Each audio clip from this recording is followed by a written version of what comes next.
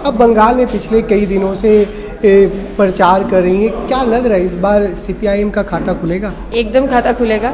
जो लोग अभी तक यही बोल रहे थे कि सीपीआईएम ज़ीरो है, उनको बोलना चाहेंगे कि 4 जून एक अलग ही रिजल्ट आपको देखने को मिलेगा, क्योंकि जनता जो है वो जागरूक है। ऐसा नहीं समझने की ज़रूरत है कि जनता अपना अधिकार को नहीं समझते हैं। और जिस तरीके से पॉजिटिव रिस्पॉन्स है हमारे पूरे राज्य भर में कैंपेन में, तो हम लोग काफ़ी मतलब आशावादी है कि जनता हमारे पक्ष में। स्टूडेंट यूनियन का इलेक्शन इस बार जेएनयू में हुआ, लेफ्ट की पार्टी को जीत मिली, लेकिन जब पब्लिक इलेक्शन होता है उसमें लेफ्ट की हार क्यों होती है?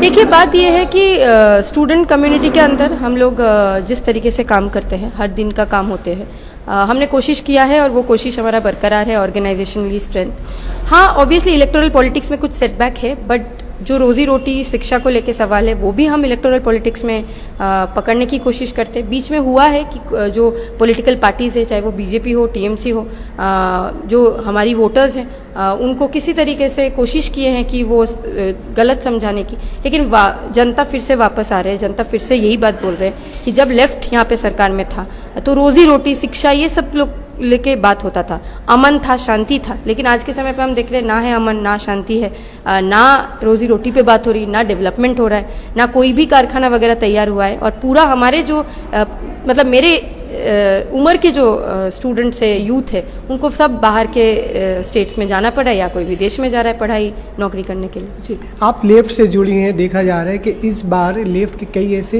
यंग कैंडिडेट को दिया गया है, तो पार्टी यंग की तरफ कहीं ना कहीं तवज्जो दे रही है, उन पर भरोसा रख रही है, तो क्या जनता भरोसा रखेगी?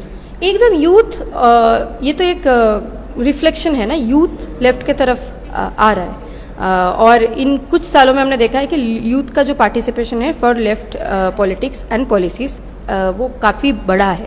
तो उसी का रिफ्लेक्शन है कि कैंडिडेट्स में भी बहुत सारे यूथ फेसेस आपको दिख रहा है। तो हमारा पॉइंट है, हम नीति की लड़ाई कर रही है। कौन उम्र में छोटा है, बड़ा है, उसके हिसाब से हमारी नीति तो तैयार नहीं होती। नीति पार्टी में सबके लिए सेम रहता है। तो हम आइडियोलॉजी के साथ लड़ रहे हैं। ऑब्वियसली यूथ वोटर्स के साथ बहुत सारे यूथ जो है वो भी कनेक्ट कर पा रहे हैं, उसके साथ हम अपनी पॉलिटिक्स को पहुँचा रहे हैं उन तक, जो एक गैप था। तो ये काफ़ी पॉजिटिव है। जेएनयू ने न्यू एजुकेशन पॉलिसी को लेकर काफ़ी मूवमेंट चला है, उसका असर चुनाव में देखने को नहीं मिल रहा है। किसी नेता बयान भी नहीं कर रहे न्यू एजुकेशन पॉलिसी को लेकर। हाँ, क्योंकि हम देख रहे हैं कि अगर लेफ्ट पार्टीज़ के आप देखेंगे तो वो ज़रूर कर रहे हैं। लेफ्ट कांग्रेस के जो जोट है वो भी कर रहा है। कौन कर नहीं रहा है? वो बीजेपी, क्योंकि बीजेपी ने एनईपी को लागू किया है। तृणमूल कैसे करेगा? क्योंकि तृणमूल ने भी एनईपी का एक छोटा जो मॉडल है, state wide model, PPP model को किया है।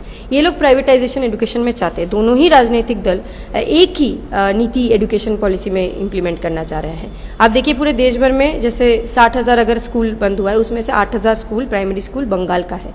लेकिन यहाँ का जो मुख्यमंत्री है ममता बनर्जी, उन्होंने इसको लेके एक बार भी आपने देखा नहीं होगा कि प्रेस कॉन्फ्रेंस करके बोला है कि क्या दिक्कतें हैं, कितना फंड स्टेट गवर्नमेंट को और इन्वेस्ट करने की ज़रूरत है इनमें, कि स्कूल ड्रॉप आउट्स जो हो रहे हैं उसको बंद करके और ज़्यादा पार्टिसिपेशन स्कूल्स में बढ़ाया जाए। इन सब को लेके बात आज के समय पे बंगाल में नहीं हो रहा है। बंगाल में धर्म के नाम पे राजनीति हो रही है, पैसा देके किस तरीके से वोट को सेटल किया जाएगा उस पर राजनीति हो रही है। ईडी, सीबीआई, करप्शन, हर वक्त आप टीवी खोल लीजिए, किसी भी वक्त आपको सिर्फ दिखेगा कि तृणमूल का कितना बड़ा नेता ने कितना बड़ा करप्शन किया है। जब पूरा स्टेट में करप्शन हो रहा है, जनता कहाँ जाएगा? जनता भाग रहा है यहाँ से।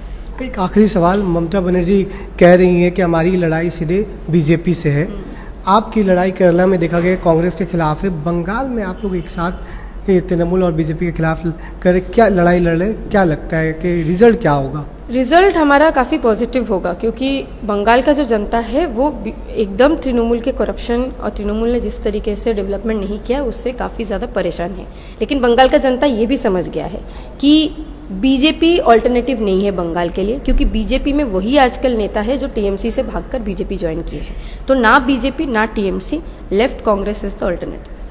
ये थी आईसी घोष है और हमने इनसे बात की कि आने वाले 4 जून को नतीजों के बाद ही पता चलेगा कि लेफ्ट का खाता बंगाल में खुलता है कि नहीं। हमारे इस वीडियो को अगर आप फेसबुक पे देखें तो हमारे पेज को लाइक करें, फॉलो करें, वीडियो को शेयर करें।